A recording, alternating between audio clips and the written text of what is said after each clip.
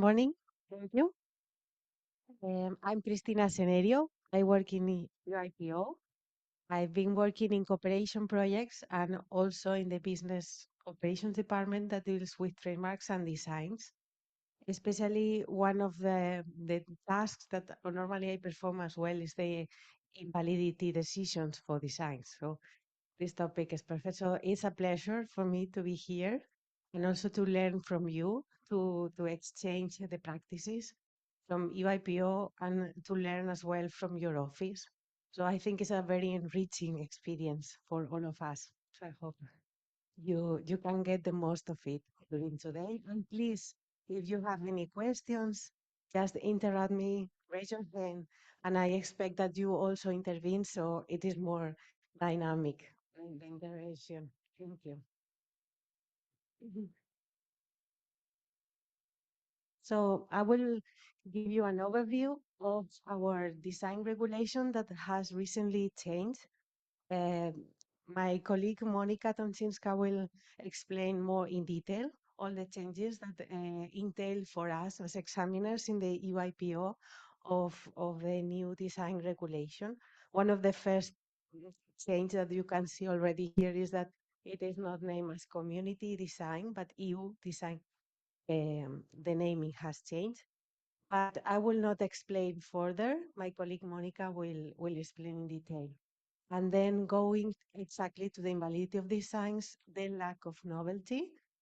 I will present some examples and then also enter into the disclosure that this is one of the essential factors to take into account when considering whether a design is new or not. Okay, well, first of all, before entering into the regulation that you already know, I would like to ask you about your procedure of assessing the novelty of designs, because in our case, in our office, we perform this examination of the novelty after registration. But I know that some offices, like the US, do the ex ante examination. So, how do you assess the novelty of the designs? Do you want to, do we have any volunteer? Yes, I see one hand raised.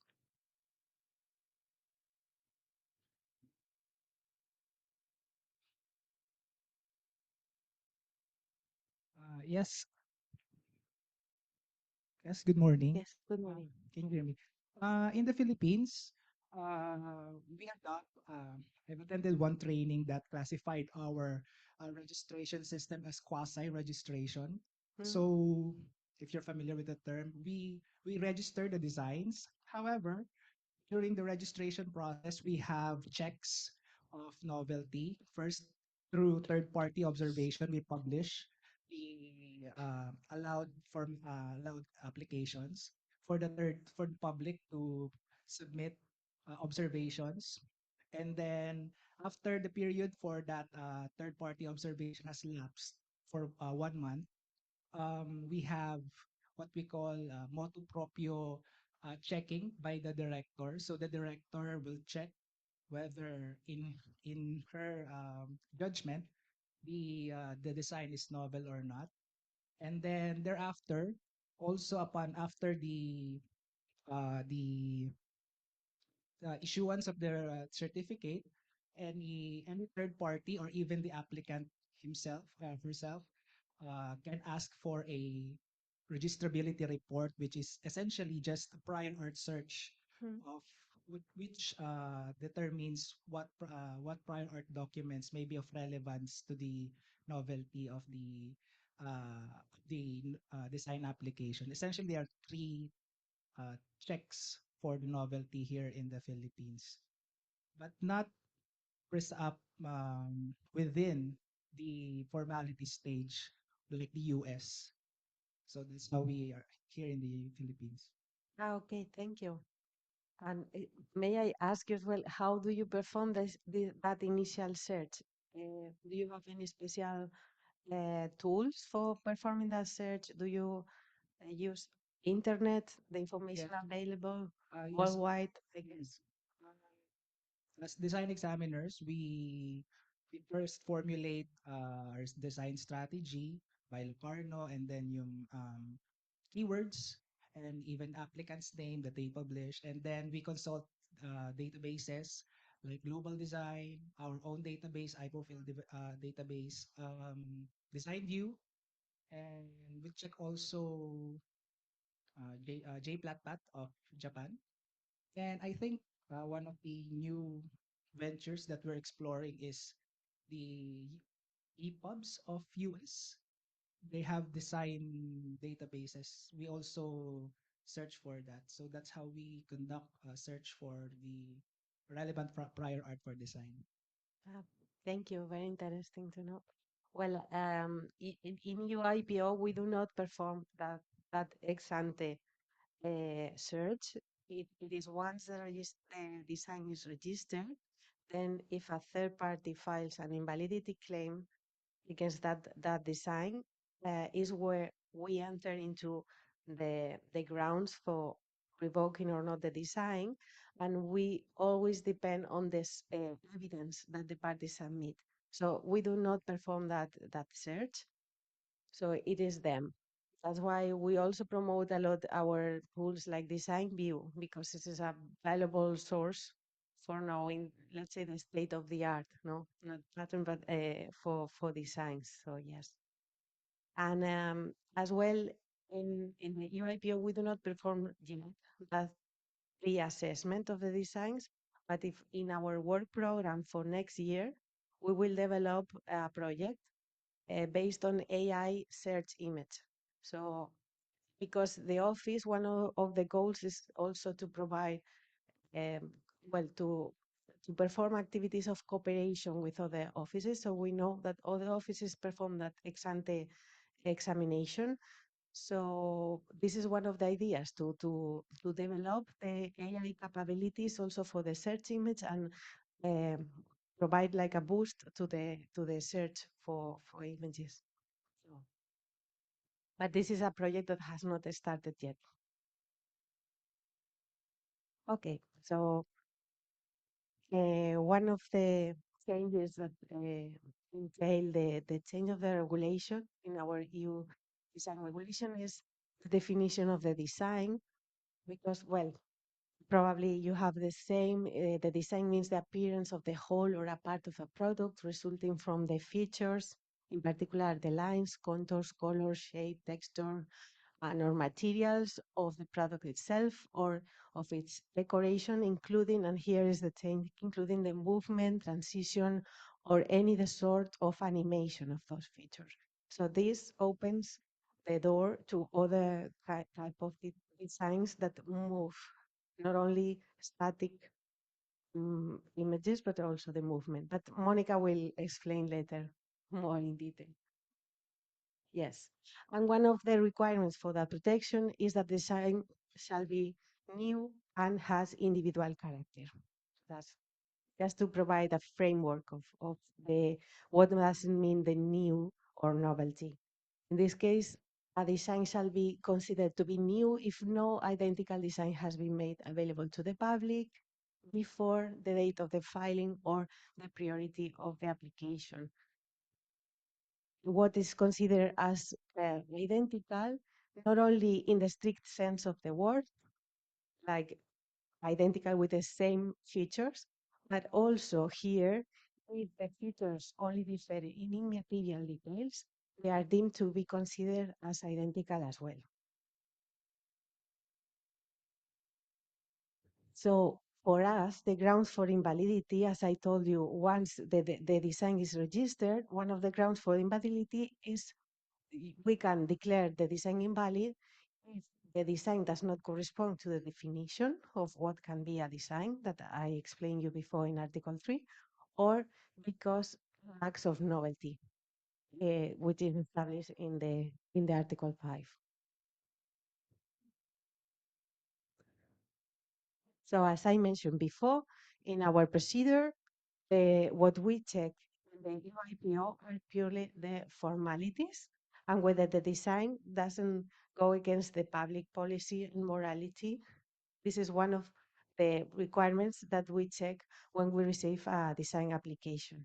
And then only afterwards, if another party register a claim of invalidity for a design, is where we enter into the examination of the novelty or lack of individual character of the design. Yeah. Let me see. Yes.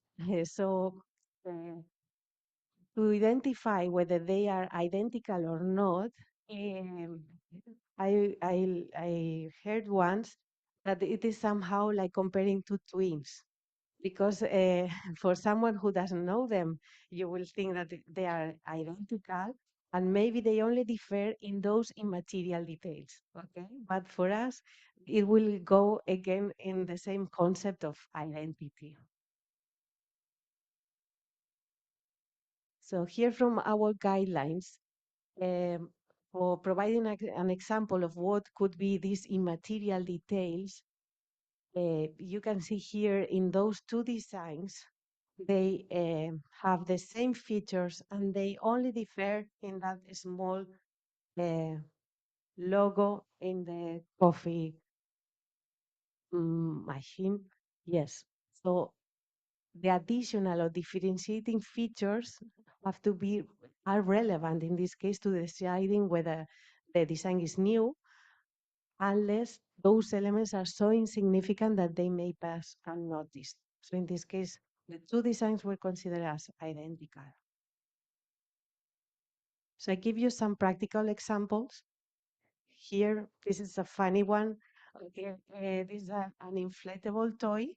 This was the contested design. I don't know if you can appreciate it, but obviously the hands and the face are disclaimed, so they have dotted lines. And what it is intended to protect is the inflatable toy. So the evidence that the other parties submitted are stills from YouTube, okay, of the actual product in which the design is included. Well, what do you think here? Would you consider them as identical or not?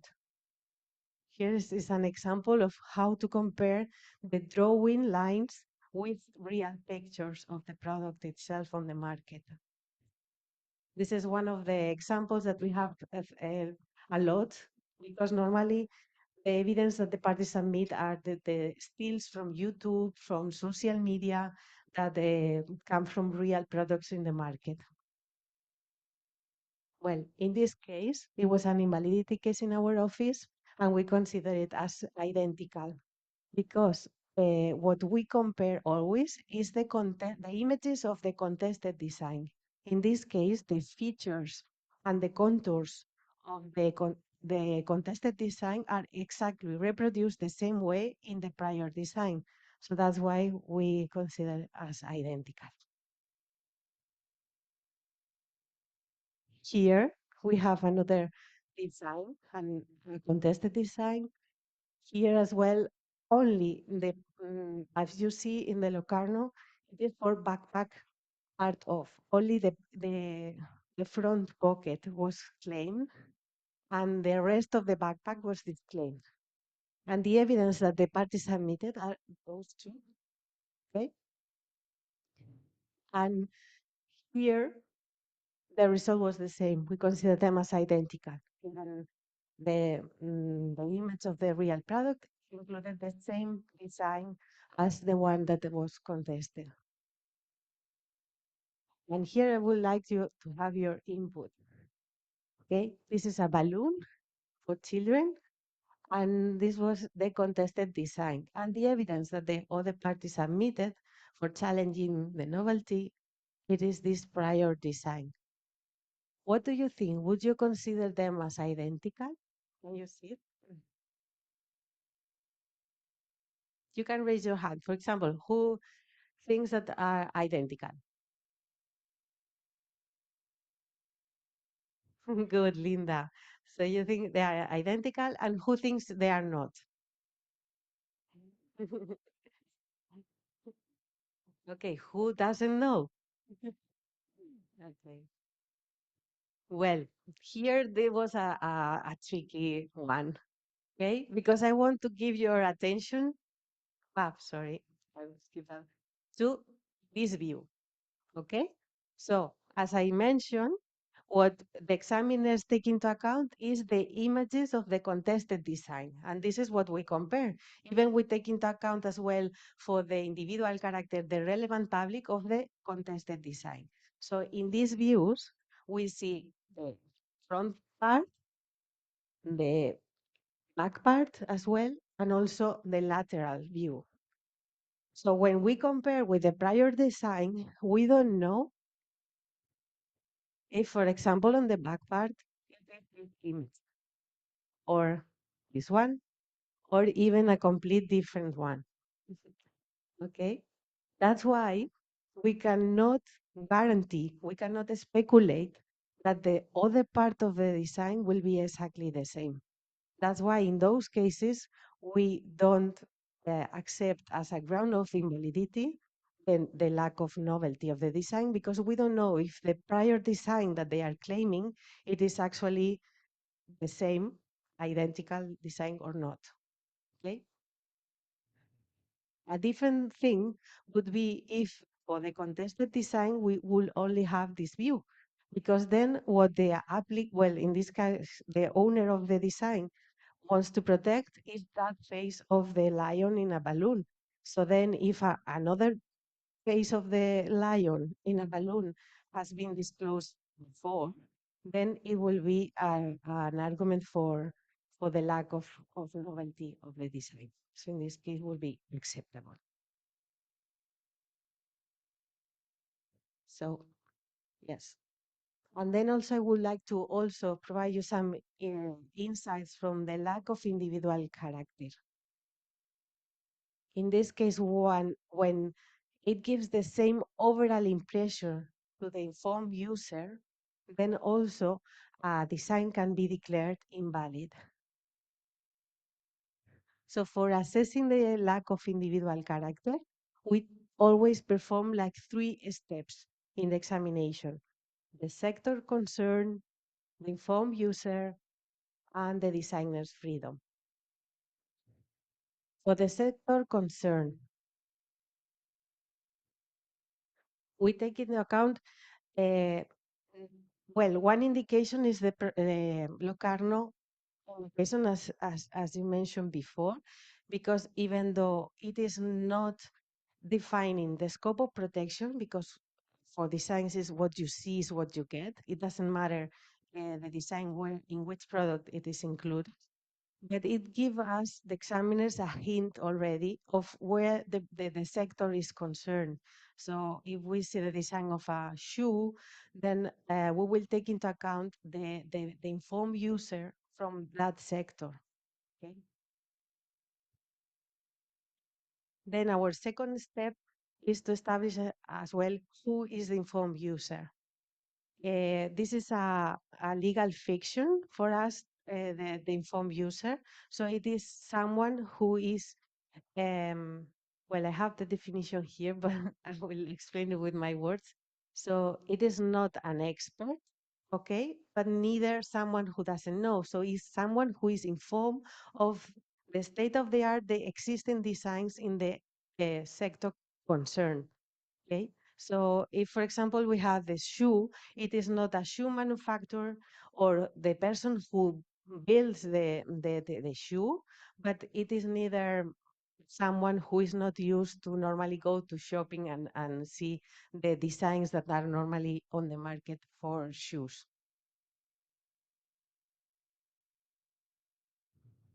And the designer's freedom also has a lot of impact on the assessment for the individual character of designs.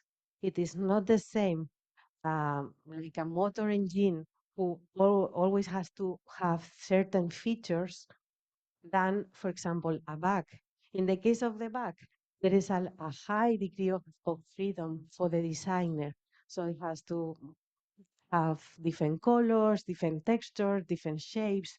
So when there is a minimum detail of difference between two bags, it is more possible that the overall impression of the two bags it is the same. So here, the higher degree of freedom, the lower difference are allowed. And the same with the motor engine. slightly differences will lead us to completely different designs or that do not give a different overall impression. Do you normally as well take into consideration these aspects when performing the assessment of the individual character? Or I would like to know as well from your practice. Yeah. Ah, thank you.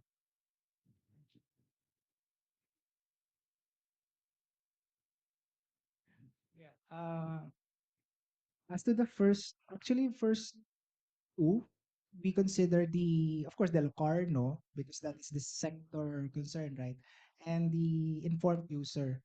We, um, in our case, I think the Philippines has adopted the term of the US, the ordinary observer, for the longest time, our jurisdiction, even um, our Court of Appeals. We haven't yet um, read a case promulgated by our Supreme Court regarding the proper term for the informed user as in your jurisdiction. But I think in the Philippines, we have been long using the term ordinary observer. We adopted it from, I think, from the US practice. So the concerned sector, we send actually lists of allowed uh, in the allowed application to concerned industry. So we consider them also. So we inform them not just by publication but by direct notice to them, to the concerned communities and the certain concerned industries. However, this designer's freedom, I think we have touched it somehow in our decisions, but not so much in the like a really practice of the office. So it's good to know that there is like an inverse there's an inverse relation between the freedom and the finding of the strictness of finding the novelty between the two compared designs. So thank you for Yeah. Thank you. In our case, all those definition and the steps that we follow are based on the case law. So it all evolves. And we have one famous case from the Court of Justice about watches. So it is true that the watch always has to have some device to put it on your arm. So the degree of freedom of the designer, in this case of the watches, for example, it is more limited. And as examiners, when we perform this assessment, normally I try to go to, well, our ESET case law, that I will talk about it later, and see previous cases, because normally we try as well to not reinvent the wheel, no? So if it is already decided by the Court of Justice that the designer's freedom of the watches is limited, I will follow the same, no? So also for consistency. So there are some sectors that we already know the limitations or the freedom, as probably happens with many fashion items like shoes. Well, shoes also has some constraints, limitations for the protection of the feet, but in the case of the clothing or bags, etc., yes. So it has an impact for us, and we do the overall assessment for all those factors.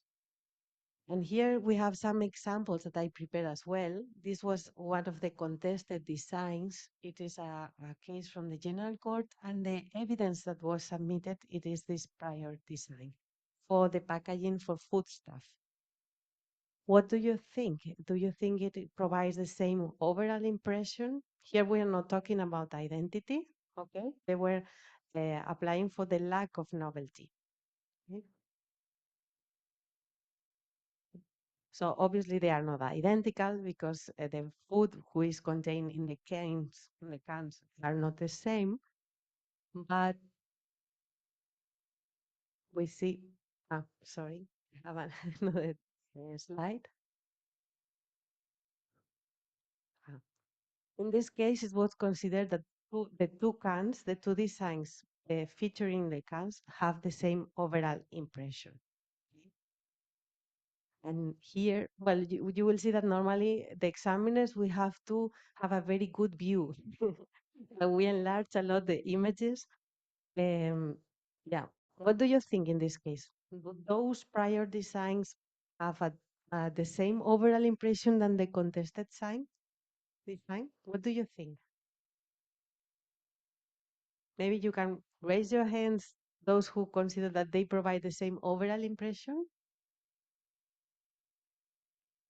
No? Okay, I know it's the first session of the day. I hope you wake up during the day. Yes. Well, in this case, as you see, the upper part, the shape of the jar are different. They provide a different overall impression. Although, as I mentioned, the sector concern is the same, probably um, the technicalities of a jar, it is needed to contain, no, the food, it has to close, probably an hermetic system, but here the lid that closes the jar, everything provides a different overall impression. So in this case, it was rejected. Okay. I put some controversial cases so in case you want to comment, because we not always agree with the general court. Okay. Then I will move to the disclosure. Because for us, the disclosure, and for you as well, when you perform in the search for the novelty, it is very important because it's essential for us to determine whether the design has been made available to the public or not. So for the party who is claiming an invalidity for the design, it is essential to prove that event of disclosure. So in our regulation, we have that a design shall be deemed to have been made available to the public if it has been published following registration, exhibited, used in trade, or otherwise disclosed. As you see here, the latest point or otherwise disclosed is very open and wide. So it enables us to consider disclosure in many circumstances, like, for example, the disclosure on the internet. And nowadays, with all the digitalization and the e-trade, the commerce through the internet, it is becoming more and more popular. And we are receiving more and more extracts from the internet, but also contains an exception. So the disclosure has uh, has been considered to be made available in those cases, except where these events could not reasonably have become known in the normal course of business to the circles specialized in the sector concerned, operating within the community. Here we have some exceptions, and the same through the case law. We have some limitations, like, for example, if it is the information has been disclosed in a relationship of confidentiality. So then it cannot be made available to the public. If in the shoes of the informed user, it is impossible to notice that there was this prior design before. And we have as well some other aspects that can be considered as an exception. For example, if for when you disclose a design on a web page that has a password to enter into it. So normally that could be one of the counterclaims from the other party. Like, okay, it is impossible that the informed user was aware of that prior design if for entering into it, it has to another security barriers. So it is not just Googling it and you have the idea of what designs were in the market. Okay, there is a famous case for the Crocs in that sense. So the images of the Crocs were disclosed in a web page specialized for the ships, the navigation, because they were normally using this kind of footwear, and in a very specialized blog in Canada, if I'm not mistaken. So what the party of the contested design was claiming that it was impossible for the informed user in the circles of the business circles of the European Union to know of the existence of that disclosure. So what we assess as examiners in the UIPO is what has been disclosed, when, and how. Okay. What has been disclosed also is very important for us. So not only where the information was available, but also to have a clear image of the design that has been disclosed. Because we need to compare, as we've seen in the examples, the two images of the design. So the evidence in our case is very important also, not only the source or the date of the event of the disclosure, but also what has been disclosed. So here as well, I have a famous case from Rihanna. This is quite recent, from last year, I think. And this is one of the mistakes that normally the companies can make, okay? Because I will explain you. Here is the post that Rihanna in her account posted in Instagram, signing the new collaboration with Puma, okay? But what was the problem? In this case, um, Rihanna posted the pictures, if I'm not mistaken, in 2014. Let me check the details. But it was more than 12 months before the application from Puma for that design of the footwear.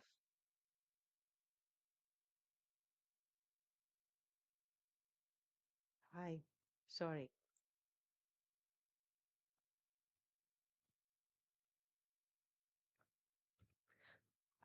Here we are. So the problem is that another company wants that show that the design from Puma was registered, claim an invalidity, saying, oh, hey, this is not new because it was already available to the public through the Instagram from account from Rihanna many months before. So this is not new because it has been disclosed before you apply for it. Okay. Yes, the post was in December 2014 at let me see. Yes, and Puma applied for it in June 2016. So that was the problem. That was more than 12 months after, because we have a grace period for the disclosure for the designers. They can publish for example, imagine in some fair trades, they can disclosure it, but within the 12 months following that first disclosure, they have to register their design. Otherwise, it can be considered as disclosed. And one of the also interesting thing of this case is that the General Court also entered into the publications from social media. Because which are the challenges you think we are facing with when we receive these scripts or screenshots from social media? Because we need to know what has been disclosed. Okay, here, for example, the images, clearly we see the footwear, no, the trainers here. When, okay, when the image is a bit blurred, but normally the posts also always contain a date, no, when the photograph has been disclosed. But do you think Instagram, for example, is reliable, the dates that are there? What do you think? Well, in the case of Instagram, the General Court here accepted it, okay? And we always presume the good faith from the applicant of the invalidity who submits the evidence, but in case of some suspicion or that the other party provides some arguments doubting of the veracity or that the data can be altered, then we can go into it and investigate further. And there are some cases about that. I'm not sure, or train or something. Yeah. But one of the parties altered, because one of the problems here with the internet evidence that is very easy to delete and put the date that you want. No, so and for us the event of disclosure is very extremely important because it has to be prior of that the grace period that I told you of 12 months. And another information that Instagram provides are the interactions with the post. So we have the number of likes, the number of views, and you can imagine how many likes and reactions Rihanna has. Not the same as I do. Yes, so this is one of the factors that also the General Court took into account. Okay, so the fans of Rihanna, and it was explicitly mentioned, it is perfectly reasonable to take the view that not insignificant proportion of the people who were interested in the music or in Rihanna herself, including her clothing, view the photos in question. So this the general court said that it is obvious that the persons who were following Rihanna, they are aware as well of the footwear, and if, well, if she is promoting those training, of course, it was known by the general public. Okay? And here is another of the tricky things when we encounter the evidence, and it's the Google listing. So if, for example, I perform a research of standing pencil cases. Okay, then you have a lot of images of those standing pencil cases. What is one of the problems? Okay, we see a lot of designs of this kind of pencil cases, but we don't know when those pencil cases, for example, were published.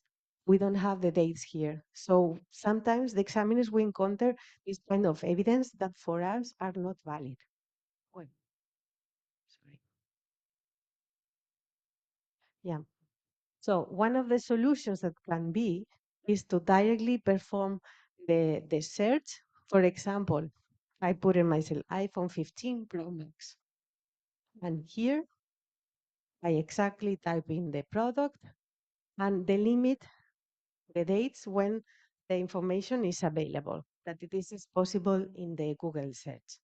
Okay. So the information that the examiner sees, okay, the product indication or yes, the name of the design, the the durability between September 2021 to 2022 in 1 year. Also the source when the image was published and the date and the image. So do you think this will be then accepted by us? What do you think? Yes, well, there is a tricky here as well because I chose the, the example for you. The problem is that sometimes the cache and how the information is traced in Google is not very reliable either. So I went to the Apple webpage and looked for the iPhone 15 Pro Max. That was the one that I was looking for. And the press release was from 2023 and established that the launching of this new model, and you know that the iPhone, it is somehow like an event when they launch a new edition of the iPhone. So it was launched in September 22 of the year 2023.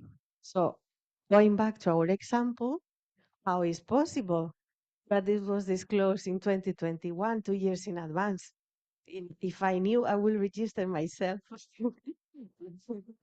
Yes, so that's the problem that we are encountering with the Google listing, that we cannot rely on the catches because maybe it was automatically that this web page in Idealo had an information from that date. We do not mm, doubt of that, but the image that was displayed at that moment probably was different and not of that model of the iPhone. Okay, so in the office we accept some tools, like for example the Wayback Machine tool. I don't know if you are familiar with. I'm sure you are. And there it gives you an exact stamp of the information that was provided on the internet in a certain date. Okay, so we accept this is one of the evidence that are the most reliable from our users. And we sometimes, when we have some forums with our users, we receive some criticisms of, for example, why do you don't accept the Google listing that it is the most easy way for us to provide evidence? But this is one of the problems that we encounter. Yes. I also went into the web page here and went to the um, technical fiche of the product. And yes, it is confirmed that the date of the launch was 2023. So it was not true.